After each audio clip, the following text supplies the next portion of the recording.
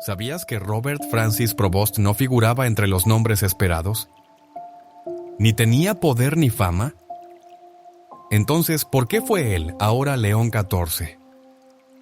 El elegido silencioso que emergió aquella noche al balcón del Vaticano, mientras el mundo miraba hacia otro lado. Cuando el sol se ocultó detrás del domo de la Basílica de los Santos Apóstoles, en la noche del 8 de mayo de 2025. Una profunda sensación de expectativa llenó el aire, tomando por sorpresa a las miles de personas reunidas en la ciudad del Vaticano. Todos los ojos se dirigieron hacia la estrecha chimenea que sobresalía de la iglesia de la Capilla Sixtina. Durante horas, el mundo había observado y esperado pacientemente.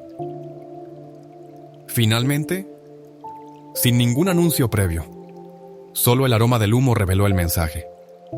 Una columna de humo blanco se elevó hacia el cielo, ascendiendo en la luz tenue de la noche. Los cardenales ya habían tomado su decisión. Un nuevo papa había sido elegido. Minutos después, el resonar de las grandes campanas de la Basílica de San Pedro se dejó escuchar, su sonido retumbando por las antiguas paredes de Roma como una ola de revelación. Y poco después una figura apareció en el balcón, vestida de blanco, con manos firmes y una mirada tranquila. El nombre que pronunció sorprendió a muchos: Robert Francis Provost.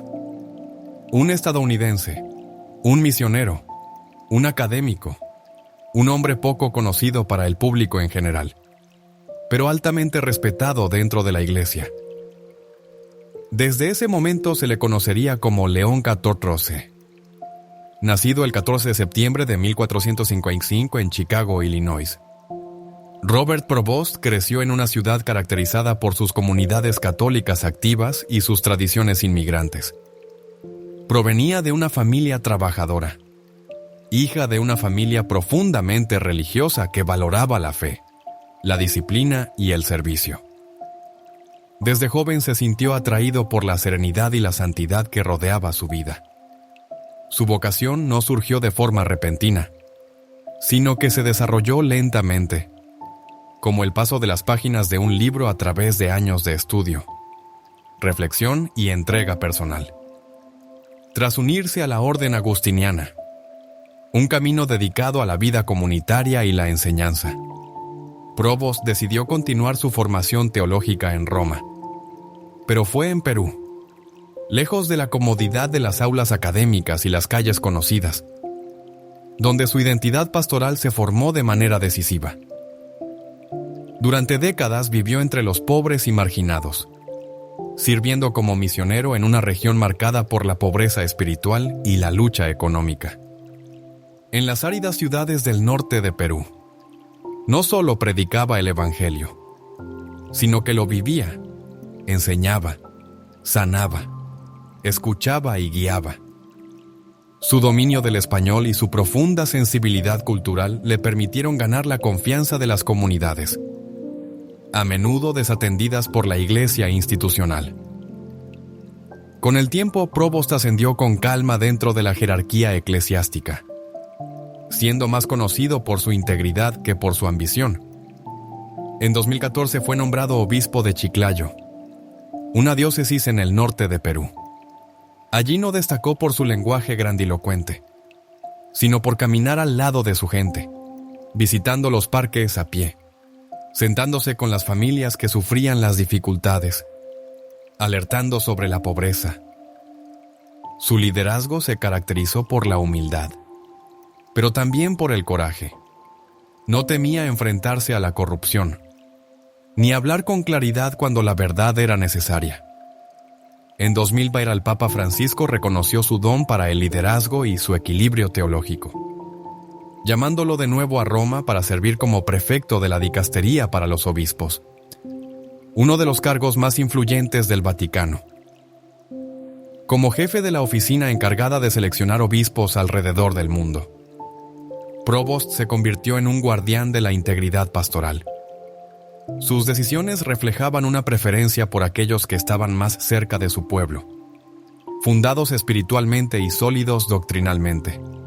No figuras políticas, sino verdaderos servidores. A pesar de su poder en este cargo, Provost mantuvo un perfil sorprendentemente bajo. Rara vez concedía entrevistas y casi nunca se mostraba ante los medios.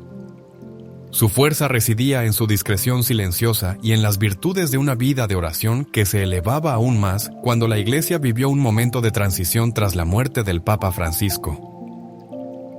Al inicio del cónclave, su nombre no era uno de los más mencionados por los periodistas.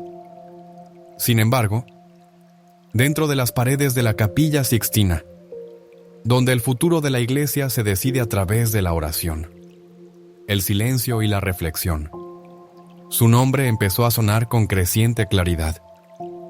Para numerosos cardenales, Provost simbolizaba una continuidad serena, alejada de posturas rígidas.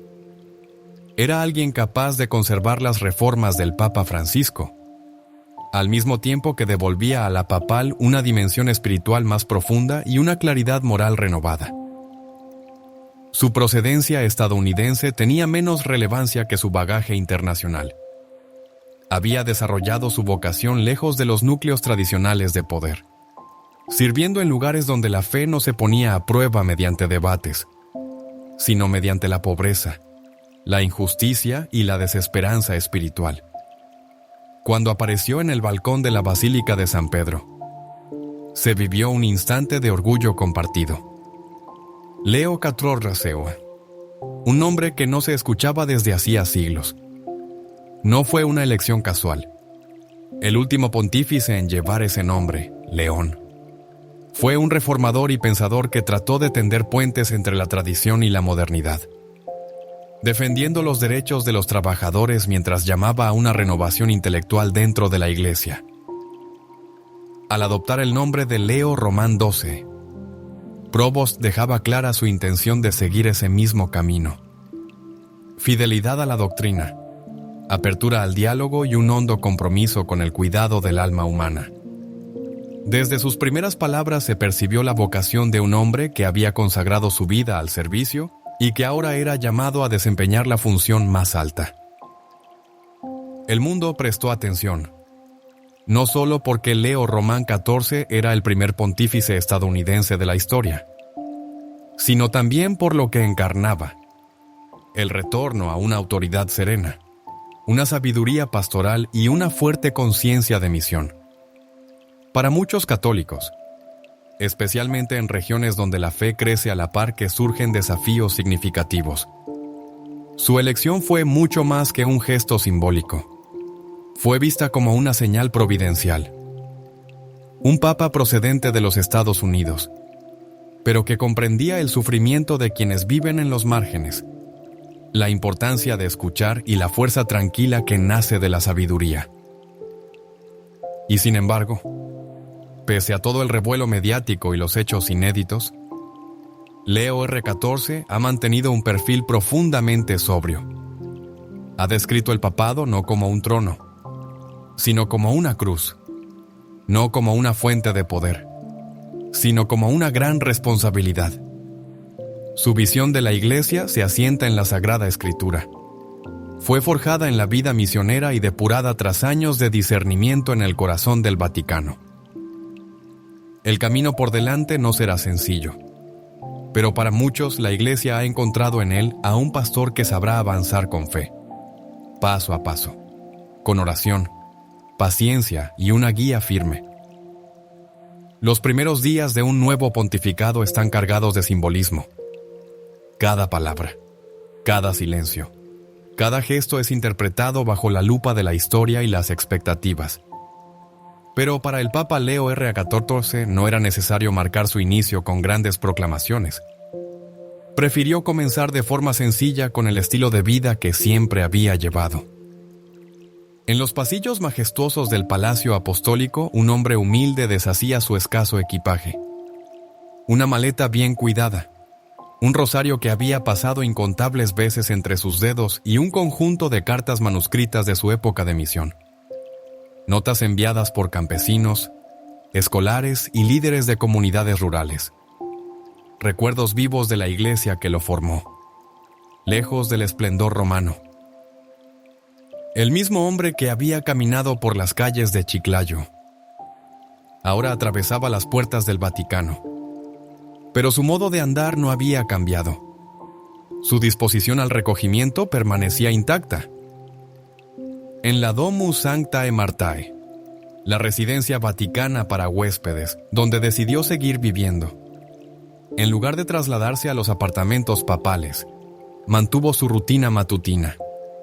Se levantaba antes del alba, no para redactar discursos o estudiar cuestiones diplomáticas, sino para rezar, solo, en la capilla, donde brillaba suavemente la luz de una lámpara y donde reinaba el silencio. Allí, el nuevo pontífice se sentaba, no como figura pública, sino como un hijo fiel de la Iglesia, confiando el inmenso peso que ahora descansa sobre sus hombros. Al Señor a quien ha dedicado toda su vida. Quienes lo vieron en esos días comentaban sobre una presencia que no impresionaba por su volumen, sino por su quietud. Su voz, aunque suave, tenía una profundidad que hacía que los oyentes se detuvieran. Sus ojos, aunque mostraban el cansancio de los años, estaban muy atentos.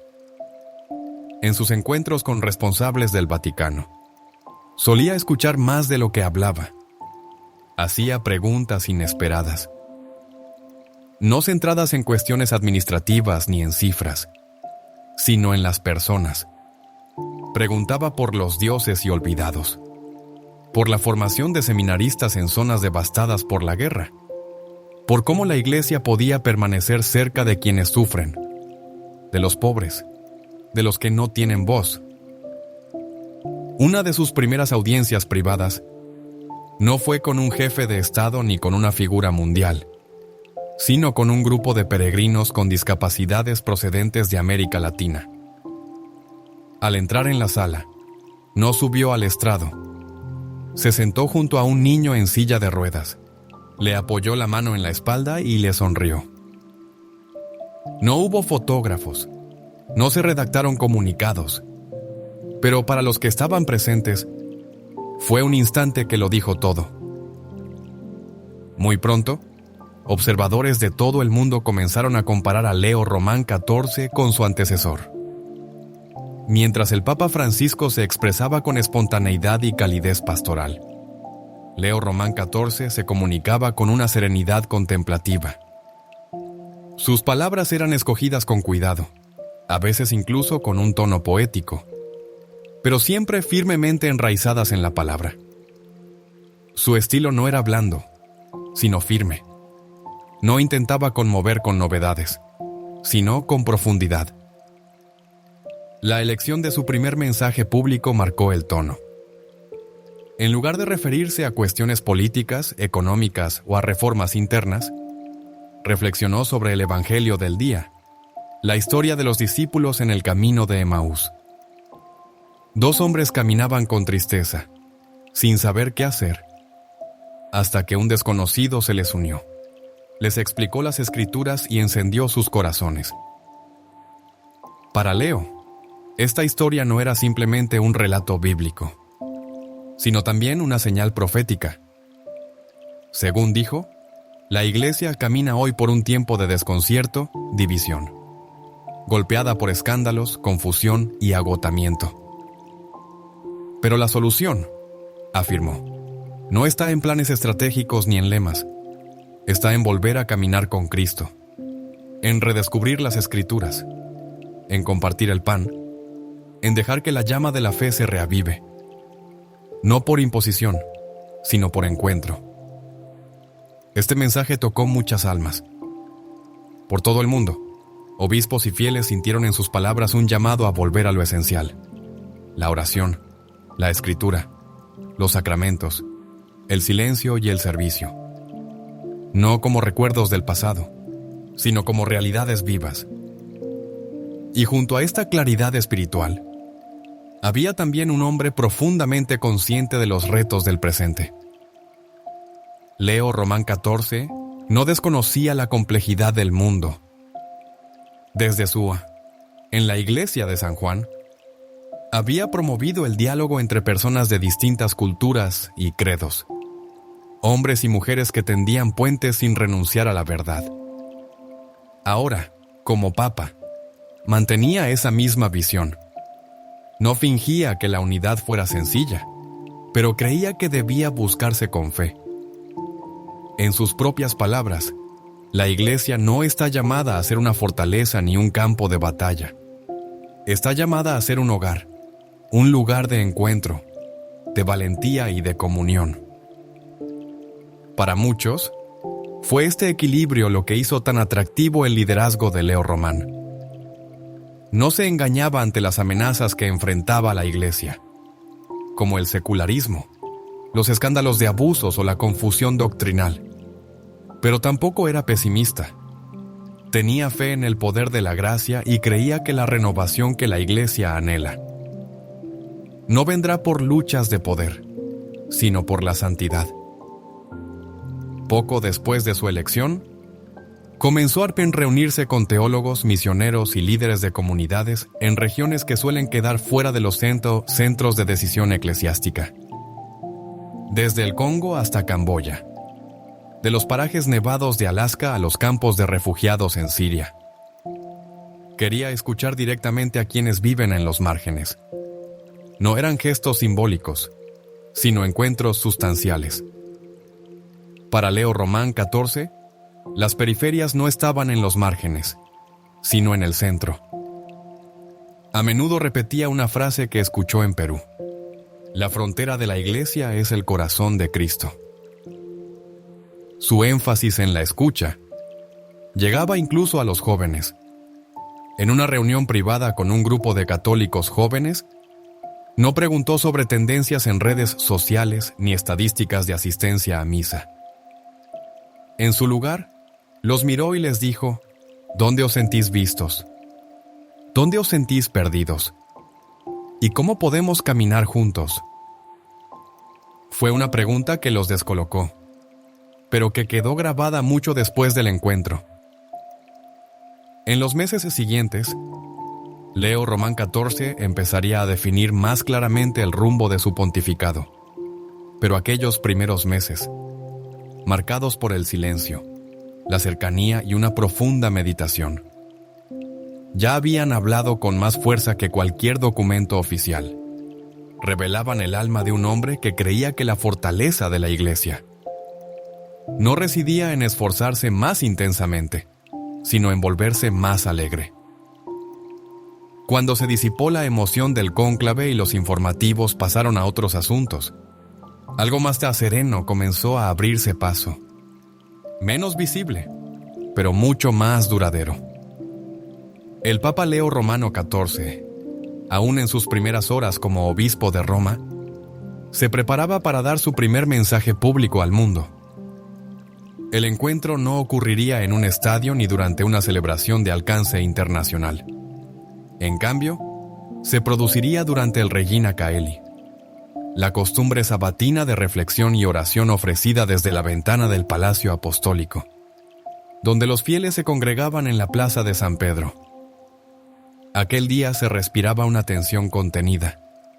Era su primera aparición como pontífice desde su elección, y la mirada de creyentes, críticos y comunicadores se posaba en el Vaticano, intentando anticipar el tono de su mensaje. Abordaría la situación política de la Iglesia. ¿Se referiría a las cuestiones sociales o a los conflictos internacionales? Sin embargo, cuando el Papa Leo Román XIV salió a hablar, no hubo grandes gestos ni espectáculos, solo el Evangelio, una reflexión pausada y el compás sereno de la oración.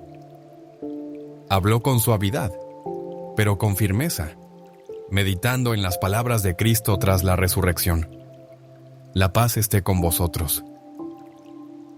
Para Leo Román XIV, esas palabras no eran simplemente un saludo litúrgico, sino una encomienda.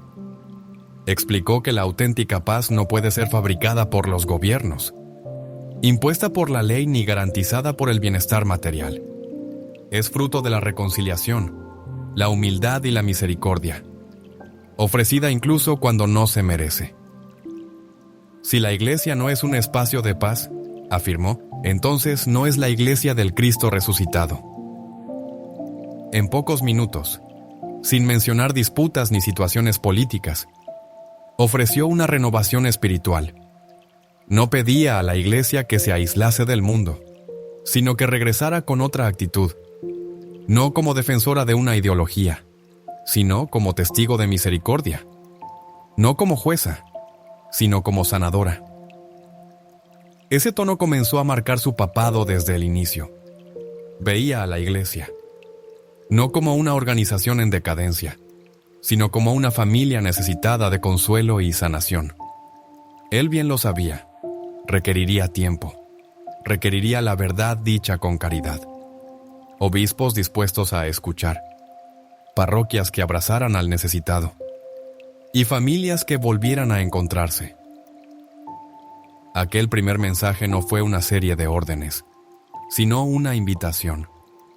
Y como tantas invitaciones en el Evangelio, llegó en silencio, pero con el peso eterno del cielo. En los días siguientes, el eco de sus palabras empezó a extenderse entre diócesis y comunidades religiosas. Su estilo pastoral encontraba resonancia. Un obispo en Asia del Sur describió el mensaje como un espejo que reflejaba la conciencia. Un misionero en Angola lo interpretó como un llamado a comenzar de nuevo. Incluso en regiones donde el catolicismo había perdido fuerza, las redes sociales lo compartieron, no por haber sido polémico, sino precisamente porque no lo fue. En un mundo que a menudo premia lo provocador, su mesura resultaba transformadora. Pero eso no significaba que eludiera las verdades difíciles. En una reunión reservada con miembros de la Curia Romana, poco después de aquel primer mensaje, el Papa Leo Romano XIV habló con una franqueza poco habitual. Les recordó que servir en la iglesia no es un honor, sino una obligación, que los títulos importan poco ante Dios, que la confianza no se gana mediante tácticas, sino con integridad personal y transparencia en la institución. Los asistentes describieron el encuentro, no como severo, sino profundamente movilizador. No habló de culpa, sino de despertar. Siguió este estilo en cada ocasión, en cada intervención, cada discurso. Evitó los extremos. No se inclinó hacia posturas ideológicas, sino hacia lo alto. Sus palabras evocaban frecuentemente a los padres de la iglesia, claras, firmes, pero jamás hirientes. Citaba con frecuencia a San Agustín, recordando a los creyentes que la verdad es como un león.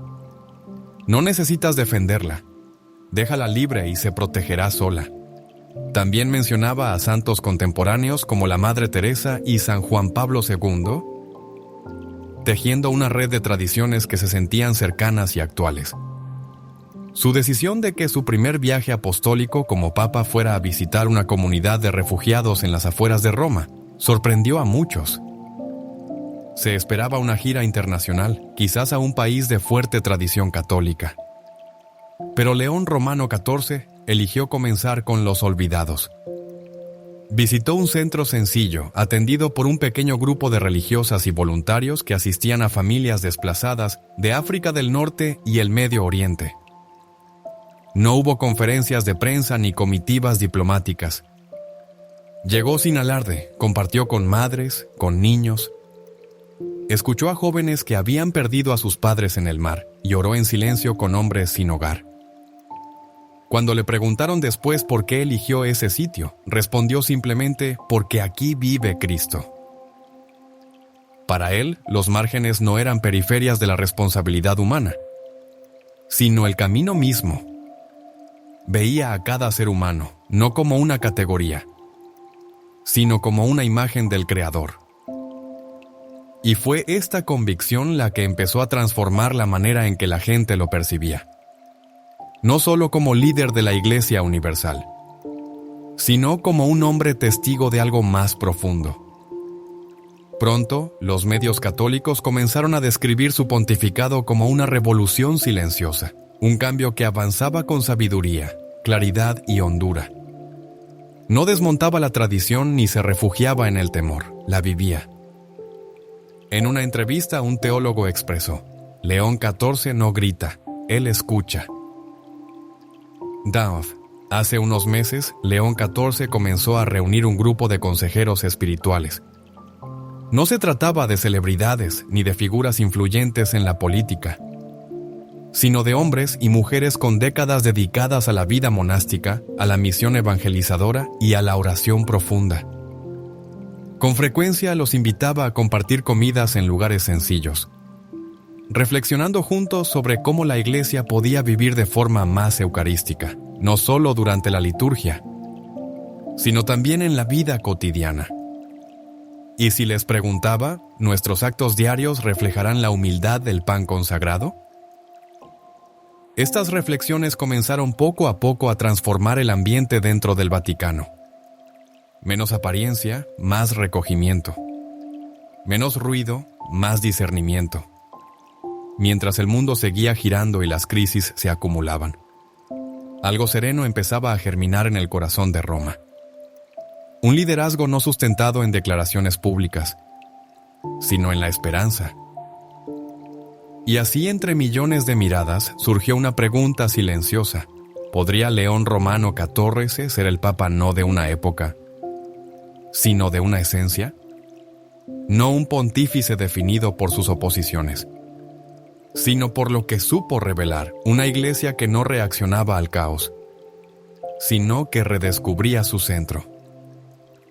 Ese camino apenas se estaba iniciando, y el mundo, quizás sin advertirlo del todo, comenzaba a seguirlo.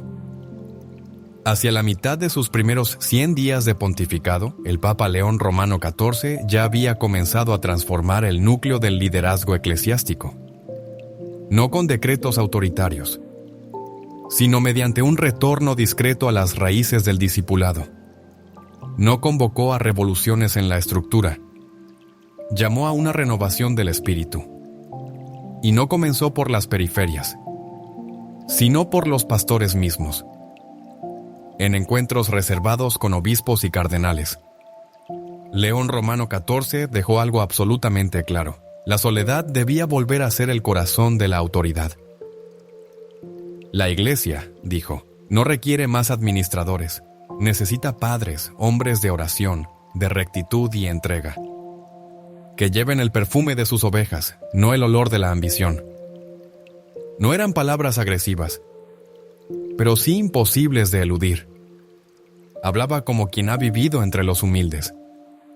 Ha lavado los pies de presos y ha partido el pan, no en banquetes lujosos, sino en pequeñas iglesias rurales. Para dar inicio a esta renovación, León Romano XIV impulsó lo que denominó auditorías espirituales, no enfocadas en finanzas ni en obras materiales, sino en los seminarios y centros de formación. Se invitó a directores espirituales con larga experiencia monástica o misionera a recorrer instituciones en distintos países. Su objetivo no era fiscalizar, sino discernir el tipo de hombres que estaban siendo formados. ¿Aprendían a rezar? ¿O simplemente a hablar sobre la oración? ¿Se les enseñaba a servir? ¿O a ejercer control? ¿Salían con corazones encendidos? ¿O solamente con conocimientos acumulados? Estos análisis no revelaron una crisis doctrinal, sino una falta de profundidad. Muchos seminaristas eran preparados para ser eficaces y aparentar éxito, pero su vida interior quedaba desatendida. Por eso, León Romano XIV sorprendió a muchos en la curia con una respuesta inesperada: el silencio. Pidió a todos los obispos, sin importar su país o función, que participaran personalmente en un retiro de al menos 5 días, dirigido no por burócratas o catedráticos, sino por personas dedicadas a la vida contemplativa. El retiro no trataría sobre gestión eclesial, discursos públicos ni normas canónicas. Se centraría en el espíritu, en la oración, en lo que vive en el corazón de un pastor que no debe ser guía de estructuras, sino de almas. Las reacciones fueron variadas. Algunos agradecieron la propuesta. Otros la consideraron incómoda. Pero nadie pudo ignorarla. León Romano XIV no pretendía ser aplaudido. Buscaba la purificación. En un monasterio benedictino aislado de Austria, un grupo de obispos fue guiado por meditaciones sobre las llagas de Cristo. Durante las comidas reinaba el silencio. Los teléfonos móviles quedaban fuera. No había noticias ni correos electrónicos. Solo la palabra, el silencio y el eco del canto gregoriano entre los muros de piedra antigua. Un arzobispo describió después la experiencia como la derrota más dolorosa y necesaria de su vida. Me había olvidado, confesó, de cómo simplemente estar con Cristo sin hacer nada por Él. Eso era precisamente lo que el Papa León Romano XIV esperaba provocar. No culpa, sino luz. No vergüenza institucional, sino despertar espiritual. Comprendía que la renovación de la Iglesia no podía empezar únicamente con nuevas políticas. Debía comenzar con personas cuyo corazón estuviera de nuevo centrado en la Eucaristía, en la cruz, en el amor por Cristo, que no persigue aplausos, sino que solo desea ser amado en correspondencia. Su enfoque trascendía al clero. León Romano XIV invitó discretamente a las comunidades religiosas a revisar con sinceridad sus carismas, no con sospecha, sino con transparencia. ¿Seguían dando fruto sus visiones fundacionales? ¿Estaban vivas? ¿O solo archivadas como recuerdos? A un grupo de monjes del norte de España les escribió una carta personal agradeciéndoles su fidelidad al silencio y a la oración en un mundo lleno de ruido. Escribió: «Vuestro retiro habla con más fuerza. No tengáis miedo de ser menos visibles, pero más fieles». Este tipo de gestos sencillos, sinceros y cargados de profundidad teológica se convirtieron en el sello de su forma de gobernar. No buscaba concentrar poder, estaba profundamente comprometido con devolver la santidad a su lugar esencial. Para él, el corazón de la Iglesia no residía en el Vaticano, sino en el tabernáculo, donde Cristo fuese reconocido, adorado y seguido con sinceridad. Allí se encontraba el verdadero centro espiritual. Para sustentar esta perspectiva, León puso en marcha discretamente lo que algunos dentro del círculo eclesial conocían como el Proyecto Emmaús. No hubo anuncios oficiales ni cobertura en redes sociales. En cambio, el inicio fue más íntimo. Cartas escritas a mano fueron enviadas a líderes espirituales de diversos continentes. Se trataba de hombres y mujeres reconocidos no por su fama, sino por su fidelidad constante.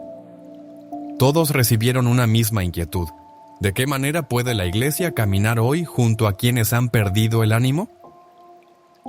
Las respuestas recibidas ofrecieron un mosaico de experiencias y voces, desde un fraile en las islas escocesas hasta un catequista en la selva de Papúa Nueva Guinea. El mensaje coincidía: lo que se necesitaba era acompañamiento, no programas. Se hablaba de padres y madres en la fe. Se relataba cómo las filas para confesarse no crecían por una inversión económica, sino gracias a la oración constante. León recogió estas contribuciones en un documento, sin importar si coincidían o no con las últimas publicaciones oficiales. No era un tratado teológico ni una declaración dogmática, se trataba más bien de un mapa del alma. Una recopilación de testimonios, plegarias y orientaciones para un mundo sobrecargado de ruido. Le puso por nombre: En Camino con Cristo, en lugar de distribuirlo en congresos episcopales. Pidió que se leyera en comunidades parroquiales, en pequeños grupos y hasta en prisiones. No se trataba de estudiarlo como un texto académico, sino de compartirlo como palabra viva. Un pasaje que llegó a ser leído en más de 20 lenguas. Al momento de la muerte de León, resumía su visión en una sola frase: la Iglesia resplandecerá nuevamente, no cuando se eleve por encima, sino cuando se incline. Esta actitud comenzó a cambiar la manera en que muchos católicos, tanto dentro como fuera de la institución, percibían el papel del Papa León. No intentaba protagonizar una cruzada. No revivía una edad de oro. Avanzaba con serenidad hacia el presente. Con manos abiertas, mente despierta y la mirada fija en el crucificado. Y para muchos, esa era exactamente la guía que el mundo necesitaba. Desde la diócesis de Manila hasta Madrid, obispos comenzaron a organizar versiones locales de los retiros promovidos por el Santo Padre. En varios seminarios, los jóvenes empezaron a recibir no solo formación académica, sino también acompañamiento espiritual. La vocación ya no se evaluaba únicamente por el número de aspirantes, sino por la profundidad de su integridad. Algunos temían que este paso más pausado ralentizara el avance eclesial. Pero León les recordaba, Cristo fundó la Iglesia sobre la fe de Pedro, no sobre su eficiencia. El mundo que ha heredado el Papa León Romano XIV está marcado por pantallas, algoritmos y una constante necesidad de atención. This provides a more nuanced pacing, leveraging the text to emphasize key emotional points and create a sense of calm, reflective prayer. Remember to experiment with the time attribute to fine-tune the pauses to your liking within ElevenLabs. The text is also broken into more manageable chunks for easier reading and understanding before inputting it into the AI, convertido en un bien escaso en este entorno. La voz de la Iglesia corre el riesgo de perderse, no por persecuciones, sino por la distracción. Y sin embargo, Leo Román XIV no respondió a esta realidad con temor, ni con retirada. Ha optado por escuchar y aprender. Uno de sus primeros gestos como papa fue rehusarse a vestir su pontificado con lemas o frases promocionales. No habría consignas modernas ni logotipos llamativos. Su razón era sencilla. El Evangelio no necesita envoltorios, sino presencia. Pero también era consciente de que esa presencia debía encontrar su lugar en los ritmos digitales del día a día. Por eso comenzó a convocar, no a asesores de imagen, sino a hombres y mujeres misioneros, que aunque conocían el mundo de las pantallas, vivían profundamente la oración y el silencio. No eran celebridades, sino servidores. Algunos gestionaban pequeños canales católicos en YouTube. Otros producían cortometrajes sobre la vida de los santos. Uno era un monje que compartía reflexiones desde el interior de su monasterio, a través de Instagram. A cada uno de ellos, el Papa les hacía siempre la misma pregunta: ¿cómo hablar al corazón de quienes ya no conocen el silencio? Lo que surgió no fue una campaña publicitaria, sino un testimonio de verdad. No buscaban atraer por impulso, sino profundizar con sentido.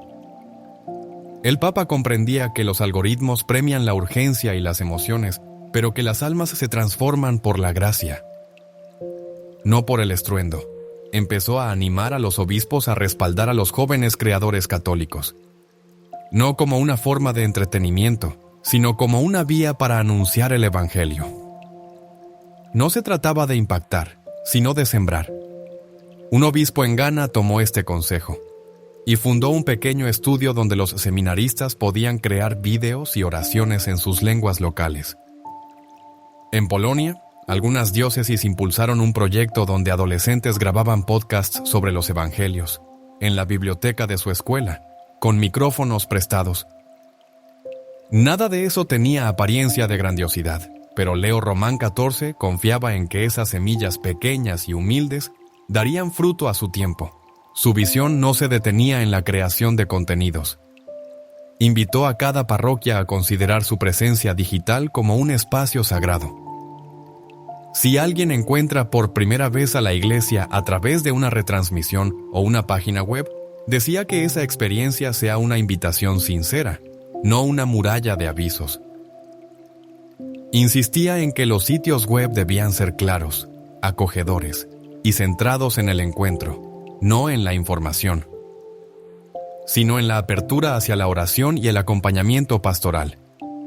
En un mundo que vive de actualizaciones constantes, Él exhortaba a los medios católicos a actuar con calma. No seáis los primeros en hablar, decía. Lo primero era rezar. Él instó a los periodistas que cubrían temas eclesiales a cultivar una vida espiritual profunda, a pasar tiempo ante el sagrario antes de sentarse frente al ordenador.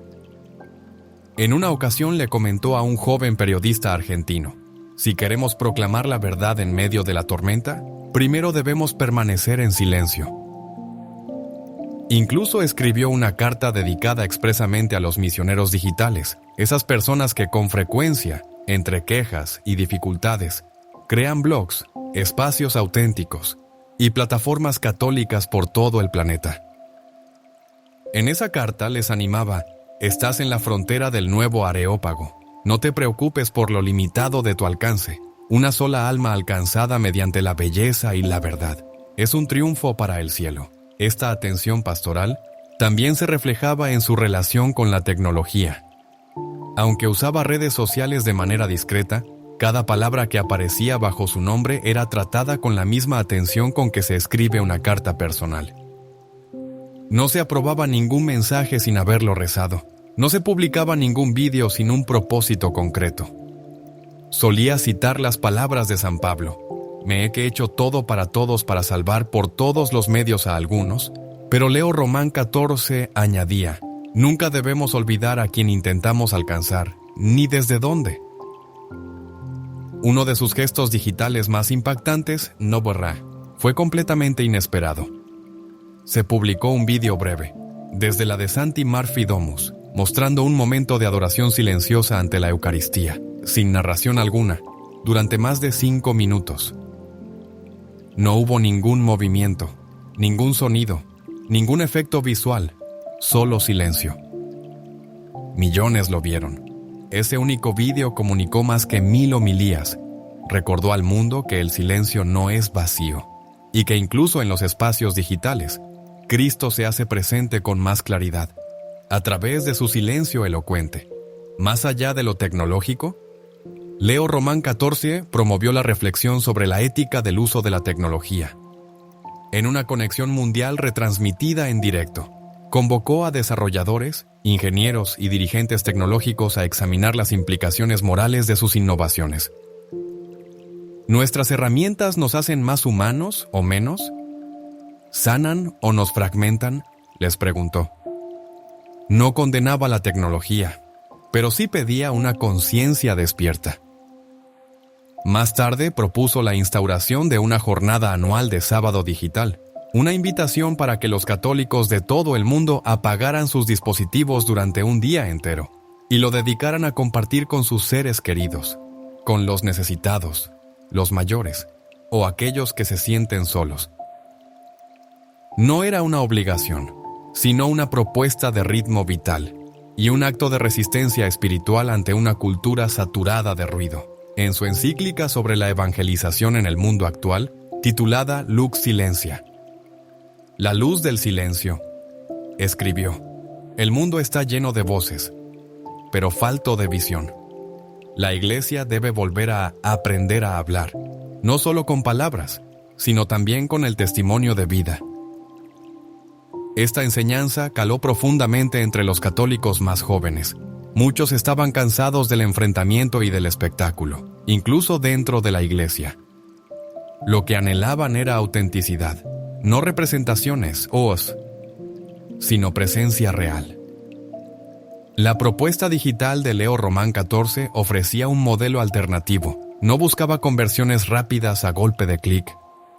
Su modo de comunicar inspiró una nueva corriente de iniciativas, retiros en silencio para creadores de contenido, formación espiritual con enfoque monástico para el cine, incluso aplicaciones creadas no para generar adicción, sino para guiar a los fieles en la oración y la meditación diaria de la palabra. Bajo su guía, la era digital dejó de percibirse como una amenaza, para convertirse en un terreno fértil, un lugar donde podían sembrarse semillas de santidad, siempre que se actuara con discernimiento. Porque al final, Leo Román 14 estaba convencido de que incluso a través de las pantallas, Cristo sigue caminando hacia nosotros, esperando ser reconocido, encendiendo los corazones en el misterio de la palabra y el silencio que le acompaña. Y al comenzar su pontificado, el mundo se encontró ante una cuestión más profunda. ¿Qué futuro soñaba el Papa Leo Román XIV para la Iglesia Católica? Nunca lo expresó con grandes anuncios o con un plan estratégico de 5 años. Respondió de otro modo, como vivía, con paciencia, con oración, palabra por palabra, con intención. Y lo que fue emergiendo de sus homilías, cartas y silencios, no era un programa de reformas, sino algo más profundo, una visión profética. Leo Román XIV no hablaba de reconstruir el poder de la Iglesia. Hablaba de recuperar su alma.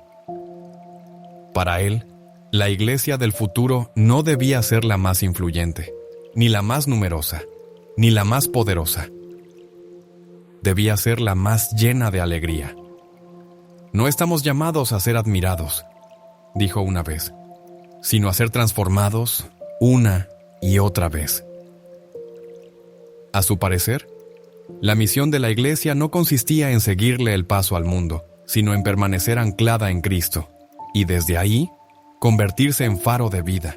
Una de sus convicciones fundamentales era que la Iglesia del mañana debía ser más reducida en tamaño, pero más profunda en espíritu. No lamentaba el descenso en cifras en Occidente, lo consideraba una oportunidad para purificar lo esencial. El árbol que se poda da fruto, decía. No hay que temer la poda. Creía que la Iglesia debía dejar de buscar aceptación a toda costa. En cambio, debía redescubrirse como signo de contradicción, como lo fue Cristo. En sus conversaciones privadas con jóvenes sacerdotes, solía aconsejarles, no perseguir la relevancia, sino aspirar a la santidad. El mundo no necesita más opiniones, necesita testigos. Su visión del porvenir giraba en torno a 3 ideas fundamentales: renovación interior, comunión eclesial y sencillez misionera. Renovación interior significaba que cada católico bautizado debía tomarse en serio la conversión personal. En una homilía afirmó, la Iglesia del mañana dependerá de los corazones que hoy se entreguen. Llamaba a los fieles a regresar a las prácticas esenciales: oración diaria, confesión frecuente, lectura de la Escritura, ayuno y obras de misericordia, no como rituales vacíos, sino como verdaderas fuentes de vida. Imaginó una generación de católicos cuyas vidas estuvieran tan profundamente arraigadas en Cristo, que incluso en medio de un entorno hostil, no se dejarían sacudir. Los santos de este tiempo, decía, no serían figuras visibles, ni celebridades, sino antorchas ocultas. Para Leo Román XIV, la comunión eclesial no significaba uniformidad, sino unidad basada en el amor. Era plenamente consciente de las divisiones ideológicas que fragmentaban diócesis, comunidades y hasta congregaciones religiosas. Sin embargo, nunca se centró en los enfrentamientos culturales. En su lugar, dirigía la mirada hacia la cruz. No ganamos almas venciendo en discusiones, advertía. Las ganamos entregando nuestras vidas. Anhelaba una iglesia donde los obispos defendieran la verdad con firmeza, pero también supieran llorar con los que sufren. Una iglesia en la que los fieles no fueran simples consumidores de religiosidad, sino colaboradores activos en la misión, donde los teólogos no buscaran el aplauso fácil, sino un conocimiento nacido del silencio y la oración, donde los templos no se transformaran en salones de actos, sino en hogares espirituales. Las estructuras eclesiásticas, decía, solo tendrían valor si protegieran la gracia. De lo contrario, eran solo ruido. Fue un inicio modesto. Un pequeño grupo de estudiantes universitarios en Lisboa empezó a reunirse cada semana para rezar el rosario. No porque alguien se lo indicara, sino porque se sentían atraídos por ese silencio del que hablaba con frecuencia Leo XIV. Un joven seminarista en Filipinas comenzó a escribir cartas a estudiantes compartiendo sus pensamientos sobre las homilías del Papa en Montreal. Un grupo de artistas católicos se puso a pintar iconos inspirados por el llamado del Papa a recuperar la belleza en los espacios sagrados. Lo que los unía no era un programa, sino una persona. El 14 de agosto, el Papa Leo se convirtió en un padre silencioso para una generación en busca de algo que no se pudiera descargar ni consumir sin compromiso. En uno de sus encuentros más personales, no desde un balcón, sino tras una puerta cerrada, reunió a líderes juveniles de todos los continentes y les habló sin leer discursos. «No sois el futuro de la Iglesia», dijo, «soy su corazón hoy. Si el fuego no os consume, no habrá un mañana». No endulzó las dificultades, reconocía las heridas que muchos jóvenes católicos cargaban, escándalos, hipocresía, una cultura que lo promete todo y no llena nada. Pero no les ofreció distracción, les ofreció un sentido profundo. No fuisteis creados para caer, les dijo, sino para levantaros. Fue este ardor interior lo que comenzó a renovar la reflexión sobre la vocación, no solo en relación con el sacerdocio o la vida consagrada, sino con la llamada a la santidad en todas sus formas. De forma inesperada, en seminarios que llevaban tiempo con escasas vocaciones, empezaron a presentarse nuevos candidatos. No eran cifras llamativas, pero sí solicitudes escritas con sinceridad y madurez. Ya no se preguntaban cómo avanzar en la jerarquía eclesiástica, sino cómo rezar, cómo vivir con humildad, cómo amar a Cristo más allá del éxito personal. En conventos de Italia y Francia comenzaron a llegar jóvenes, muchas veces en silencio, que habían redescubierto la fe, no tanto por el catecismo, sino al observar al Santo Padre arrodillado ante el Santísimo, con una devoción que decía más que cualquier tratado teológico. Una joven escribió en su diario: «Veo en él al hombre con quien desearía casarme, pero él ya ha entregado su corazón a Cristo, así que yo haré lo mismo». Leo XIV no puso en marcha una campaña vocacional, simplemente vivió con coherencia, y eso resultó contagioso. Para acompañar este renacer de vocaciones, el Papa decidió rescatar el antiguo modelo de acompañamiento espiritual. Pidió a los obispos que no eligieran a los más elocuentes, sino a los más santos sacerdotes y religiosas de sus diócesis, y que les invitaran a ser mentores disponibles, no para instruir desde un púlpito, sino para caminar junto a los jóvenes. «La oración no se enseña», dijo, «se muestra con la vida». También promovió el redescubrimiento de la Lectio Divina, esa lectura pausada y orante de la Sagrada Escritura como práctica esencial para quienes buscan su camino. Solicitó a las parroquias que habilitaran espacios tranquilos donde los jóvenes adultos pudieran encontrarse, no para debatir o discutir, sino para leer juntos la palabra de Dios en silencio, con el alma y la lámpara encendidas. En una diócesis de Uganda, los jóvenes comenzaron a pasar las noches en adoración, turnándose para acompañar al Santísimo durante las horas. No lo anunciaban, no lo retransmitían, simplemente venían por turnos y se despedían con recogimiento. Un sacerdote que había estado a punto de abandonar su vocación confesó: «Veía a estos muchachos quedarse más tiempo que nunca y pensé, ¿qué excusa tengo yo para rendirme?». Leo XIV también animó a las comunidades a recuperar el arte de contar historias, no como forma de entretenimiento, sino como testimonio vivo. Comenzó a recopilar cartas breves escritas por jóvenes que habían descubierto su vocación de formas inesperadas, y las publicaba de forma anónima en un boletín vaticano llamado Vaucare.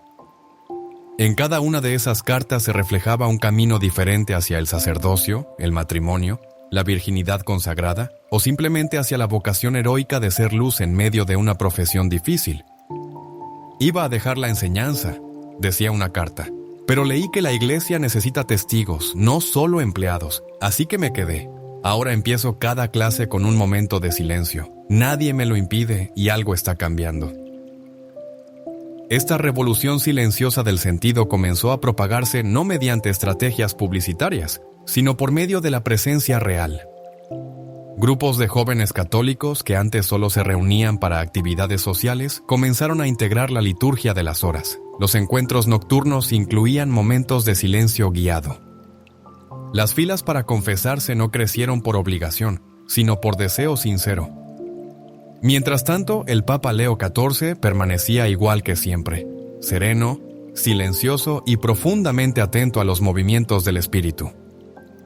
En una carta dirigida a los jóvenes de este mundo saturado de distracciones, escribió: «Has nacido en una época de ruido, pero no te confundas. Tu anhelo no es por diversión, es por eternidad. Puedes estar cansado, pero Cristo no se cansa de llamarte».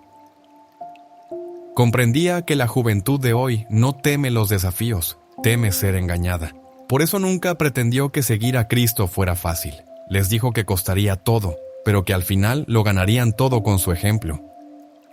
La Iglesia empezó a entender que el porvenir no depende de las modas, sino de los testimonios. No se trata de ser más poderosos, sino de ser más luminosos. Cuando las vocaciones empezaron a surgir con discreción y el fervor espiritual volvía en lugares que muchos ya daban por perdidos, una verdad se impuso con claridad. No fue porque Leo XIV lo exigiera, fue porque él mismo fue el primero en dar el paso. Mientras el mundo observaba el despegue silencioso pero constante del pontificado de Leo XIV, una de las transformaciones más inesperadas comenzó a tomar forma, no a través de documentos oficiales, sino mediante puentes tendidos entre corazones que llevaban mucho tiempo alejados. Desde sus primeros días, Leo XIV dejó claro que la unidad no era simplemente un deseo, sino un mandato. Antes de morir, recordó al creyente: Cristo no pidió influencia, pidió que fuéramos uno. En una época marcada por divisiones políticas, ideológicas y religiosas, Leo XIV se acercó a esa fractura con una presencia que no cedía en principios ni juzgaba a nadie. Comprendía que la unidad jamás debe confundirse con la uniformidad y que un diálogo sincero no empieza con discursos, sino con una escucha auténtica. Uno de sus primeros gestos internacionales fue una visita a la Casa de Abraham, un centro comunitario a las afueras de Jerusalén, donde cristianos, judíos y musulmanes no se reunían para debatir, sino para servir juntos a los más necesitados. No hubo rueda de prensa internacional ni lista de objetivos. Llegó con serenidad, se quitó los zapatos y se sentó junto a un imán y un rabino en una mesa vacía. Compartieron pan y después guardaron silencio. Más adelante, cuando se le preguntó qué se había dicho durante aquel encuentro, Leo XIV respondió: «No hablamos para ser oídos, nos sentamos para ser humanos». Fue esa humildad sin pretensiones la que le permitió acercarse a los límites de la diversidad religiosa con delicadeza. Los líderes de las iglesias ortodoxas de Occidente, habitualmente reservados en sus tratos con Roma, no vieron en él a un diplomático, sino a un hermano. En su primer encuentro con el Patriarcado Ecuménico de Constantinopla, no tomó la palabra en primer lugar. Le pidió al patriarca que rezara por él. Juntos, uno al lado del otro, recitaron el Padre Nuestro en sus lenguas propias, latín y griego, evocando una unidad más antigua que las divisiones. Al iniciarse el segundo año de su pontificado, precisamente un 14 de mayo, el Papa Leo XIV se siguió caminando la senda que había abrazado desde el primer instante, no en dirección a un trono, sino hacia la cruz. No había multitudes aplaudiendo ni momentos diseñados para construir una imagen perdurable. No buscaba quedar en los libros de historia, buscaba a Cristo. Y poco a poco, casi sin que se notara, la Iglesia empezó a seguirle. No era una revolución de pancartas ni de estructuras, sino algo más hondo, un despertar silencioso de la conciencia, una redescubierta del misterio sagrado. El silencio de la Iglesia empezó a llenarse, no con ruido, sino con plegarias. Los seminarios que un tiempo atrás habían dudado de su sentido se vieron colmados, no de aspirantes, sino de verdaderas vocaciones. No estaban vacíos, estaban habitados por discípulos. No había cifras que pudieran medir esa transformación, ningún discurso podía explicarla, pero sucedía, era tangible. En un rincón rural de Vietnam, un grupo de jóvenes católicos reconstruyó con sus manos una pequeña capilla de madera destruida por las tormentas, sin fondos ni reconocimiento, porque habían visto un vídeo de Leo XIV rezando en silencio y deseaban crear un espacio así. En Argentina, internos de una prisión comenzaron a leer sus homilías en sus teléfonos móviles, delineando los límites de su encierro con los matices de unas palabras que les tocaron algo profundo y verdadero. En Alemania, un antiguo ateo encendió una vela en una catedral y elevó una oración por primera vez en 2 décadas, no porque estuviera convencido, sino porque el silencio que percibió en él le animó a intentarlo. Aquel hombre vestido de blanco se había convertido en algo más que un dirigente, se había transformado en un signo, no de perfección ni de autoridad, sino de presencia. Y tal vez sea eso lo que defina la huella que dejó Leo XIV. No será recordado por el número de sus decisiones ni por el arrojo de sus decretos. Será recordado por haber recordado a la Iglesia que nunca fue creada para impresionar, sino para amar. Nunca afirmó tener todas las respuestas. En realidad, muchas veces le dijo al mundo, no necesitamos más respuestas, necesitamos más fe. Y gracias a esa sencilla certeza, no guió a los fieles con imposiciones, sino con coherencia. Caminó bajo la luz antigua de Pedro, no para proyectar sombra, sino para reflejar a aquel que le llamó, por su nombre. Y así la Iglesia de hoy se encuentra ante un umbral. No de una era política renovada, ni de un nuevo programa teológico, sino de algo más antiguo y más eterno. El umbral del recogimiento. León XIV no nos pidió que fuéramos más audaces, sino más humildes. Que volviéramos a ser como la semilla de mostaza, que regresáramos al silencio, que habla más alto que cualquier estruendo, que recordáramos que la Iglesia no se edifica con movimientos, sino con martes ordinarios, con madres fieles, con misioneros anónimos y con monjes escondidos, con esos santos silenciosos cuyos nombres no se conocerán nunca, pero cuyas oraciones sostienen el mundo. Él dijo una vez, el verdadero testamento de un papa no está en lo que deja escrito en piedra, sino en lo que siembra en el alma. Y en ese sentido, quizás su pontificado apenas ha comenzado, porque las semillas están por todas partes ahora, en aldeas remotas y en grandes ciudades, en desiertos y en islas, en hospitales y en monasterios, en los corazones de quienes oyeron su llamada, por encima del bullicio del mundo, en las vidas de quienes volvieron a levantarse, porque alguien antes se levantó por ellos. Esas semillas crecerán, no por un plan trazado, sino porque Dios se complace en ello. Y si León XIV enseñó algo a la Iglesia fue esto: cuando hacemos sitio para Dios, Él lo ocupa. Cuando escogemos el silencio, Él se manifiesta. Cuando abrazamos la cruz, Él nos sostiene. Y por eso las campanas de San Pedro siguen sonando. No por la gloria de un hombre, sino por la compasión de un Salvador. Y en algún lugar, tras las ventanas de una sencilla habitación en el Vaticano, un poeta vestido de blanco concluye su jornada. No entre aplausos, sino en oración. Porque para León XIV, nunca se trató de ser visto. Siempre se trató de permanecer fiel. Siempre se trató de permanecer fiel. Y en esa fidelidad, la Iglesia volverá a alzarse. No con esplendor humano, sino con la gracia de Dios. Gracias por haber estado con nosotros en este tiempo de reflexión. Si este mensaje ha tocado algo en tu interior, te invitamos a dejar un comentario con tus pensamientos o una oración. Tal vez alguien al leerla encuentre consuelo o esperanza.